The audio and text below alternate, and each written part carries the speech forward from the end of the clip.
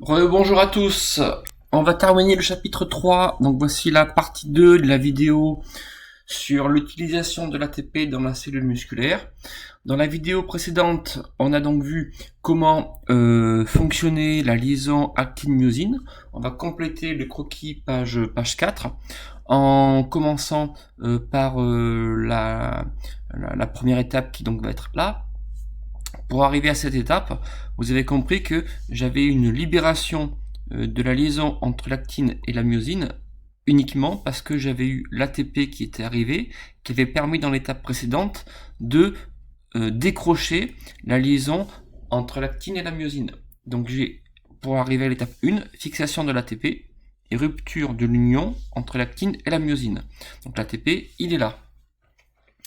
Lors de l'étape suivante, nous allons avoir une hydrolyse de l'ATP, ce qui va entraîner un changement d'orientation des têtes de la myosine qui ont donc basculé. Étape suivante, donc apparaît l'ADP et le PI, le phosphate inorganique va partir. La conséquence, ça va être que je vais à nouveau lier la myosine et l'actine. Dernière étape, c'est l'ADP qui va partir.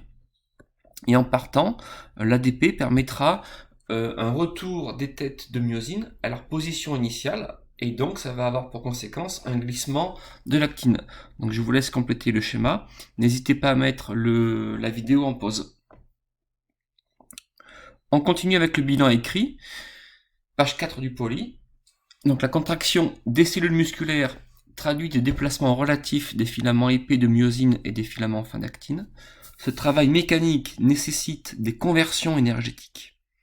Lors de la contraction musculaire, de l'énergie chimique sous forme d'ATP est convertie en énergie mécanique au niveau de chaque sarcomère. Cette conversion est permise par les propriétés de la myosine et de l'actine. En effet, les molécules de myosine possèdent des têtes globuleuses, les têtes, capables de se mouvoir le long d'un filament d'actine selon une succession cyclique d'étapes. Étape 1. L'union d'une molécule d'ATP avec une tête de myosine permet le détachement de la molécule d'actine. L'ATP rompt ainsi la liaison actine-myosine. Étape numéro 2. L'hydrolyse de l'ATP liée à la tête de myosine entraîne un changement de conformation de la tête de myosine. Étape 3. La libération du phosphate inorganique s'accompagne d'une liaison entre la tête de la myosine et l'actine. Étape 4. La libération de l'ADP s'accompagne d'un nouveau changement de conformation de la tête de myosine. Elle bascule et assure le glissement de l'actine. Ce qu'il faut retenir, c'est que l'ATP assure un couplage énergétique, puisque l'ATP contient de l'énergie chimique qui va être convertie en énergie mécanique. À retenir donc d'une manière générale, l'ATP joue un rôle majeur dans les couplages énergétiques qui sont nécessaires au fonctionnement des cellules. On continue d'avancer. On va utiliser le manuel de SVT spécialité, page 57. Je vous laisse le sortir et lire ce document qui est là. Alors ce document, en fait, il nous montre qu'une cellule, elle va avoir relativement peu d'ATP. Donc il va falloir qu'elle le régénère en permanence pour avoir un fonctionnement plus ou moins long. Pour produire l'ATP, on voit dans ce petit graphique qui est là que la cellule musculaire, elle a recours à 3 différents métabolismes: la phosphocréatine, la fermentation lactique et la respiration. Et on voit que ces 3 métabolismes s'enchaînent dans le temps. Au tout début de l'exercice et pendant quelques secondes, la cellule régénère son ATP par un métabolisme que l'on va revoir qui s'appelle la voie de la phosphocréatine. Ensuite, pendant quelques secondes encore, on va régénérer l'ATP grâce à la fermentation lactique. Le problème, c'est que ce métabolisme va produire de l'acide lactique qui va entraîner une fatigue de la cellule. Donc c'est pas un métabolisme qui peut être fait très longtemps, surtout qu'en fait c'est un métabolisme qui est peu rentable, ça veut dire qu'il produit pas beaucoup d'ATP. Ensuite va être mis en place la respiration avec les mitochondries qui permettront de produire une grande quantité d'ATP. Alors si on regarde sur ce petit document qui est là, on va voir en fait quels sont les métabolismes qui sont utilisés pour régénérer l'ATP en fonction du sport. Quand on fait de l'haltérophilie, c'est un sport qui est très bref. L'effort il dure quelques secondes maximum. Dans ce cas-là, les fibres musculaires régénèrent 100% de leur ATP par la voie de la phosphocréatine. Et quand mon sport dure plus longtemps, et bien comme par exemple le marathon ou le ski de fond qui dure des heures, on voit bien que la quasi-totalité de l'ATP est produite par un métabolisme qui se met en place au bout de quelques minutes, c'est la respiration. Vous remarquez aussi ici une belle erreur. Le jour où on verra un humain qui nage 100 mètres en 10 secondes, on pourra lui dire bravo. Aujourd'hui, le record du monde, je crois, de nage libre, 100 mètres, c'est 47 secondes de mémoire. Ça, c'est plutôt un sprint, une course de 100 mètres. Alors, qu'est-ce que c'est que la voie de la phosphocréatine? La phosphocréatine, dans ma cellule, il n'y en a pas beaucoup. Donc c'est pour ça qu'on ne peut pas utiliser la voie de la phosphocréatine longtemps pour régénérer l'ATP. La phosphocréatine, elle est là. En fait, cette phosphocréatine, elle va être transformée en créatine et en phosphate. Et cette réaction chimique libère de l'énergie qui est utilisée pour produire l'ATP en utilisant l'ADP. Donc l'ADP est converti en ATP grâce à l'énergie qui est issue du métabolisme de la phosphocréatine. Et l'ATP permettra ensuite donc à la cellule de se contracter. Mais comme il n'y a pas beaucoup de stock de phosphocréatine dans la cellule, eh bien ce métabolisme il va être utilisé très peu de temps. Alors, on peut prendre le poly page 5 pour faire le bilan sur la régénération de l'ATP. On y va. La concentration d'ATP dans les cellules musculaires est faible et ne varie quasiment pas durant un effort. L'ATP est donc régénéré au fur et à mesure de sa consommation. Différentes voies métaboliques assurent la production d'ATP dans les cellules musculaires lors d'un effort. Pendant les premières secondes de l'effort, dans les cellules musculaires, l'ATP est régénéré par l'hydrolyse de la phosphocréatine en créatine. Cette hydrolyse permet de produire de l'ATP à partir d'ADP. Comme le stock de phosphocréatine est limité dans le cytoplasme, cette voie métabolique n'est pas utilisable pendant longtemps. Deuxièmement, la fermentation lactique prend alors le relais de la voie de la phosphocréatine. Ce mécanisme libère de l'acide lactique qui conduit à l'épuisement. Et comme la fermentation présente un rendement faible, elle ne permet pas de produire un effort à long terme. Après quelques minutes d'effort, lorsque les systèmes cardiovasculaires et respiratoires sont adaptés, dans les cellules musculaires, c'est la respiration qui, avec un rendement élevé, fournit l'ATP.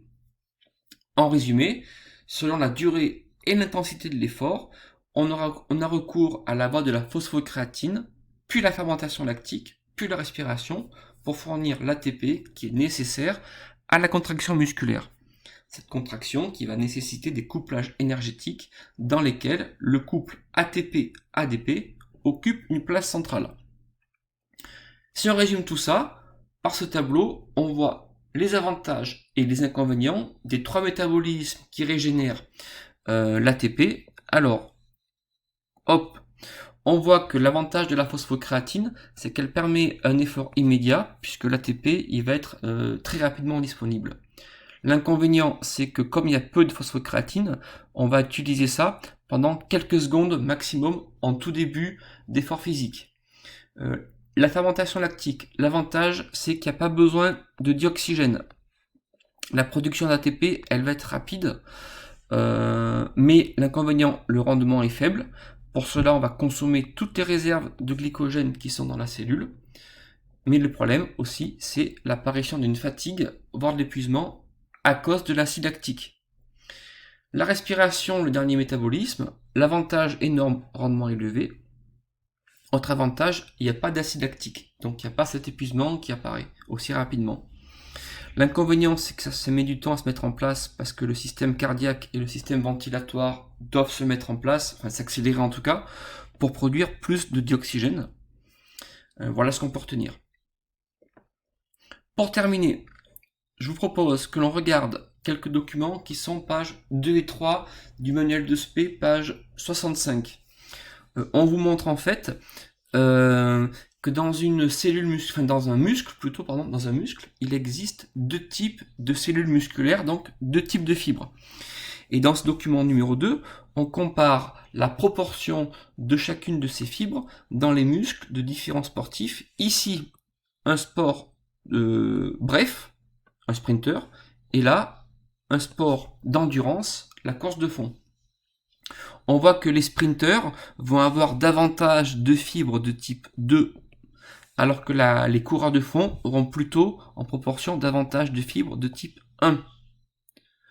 Alors, on peut se demander pourquoi, enfin, quel est l'avantage en tout cas des fibres de type 2 pour un sprinter.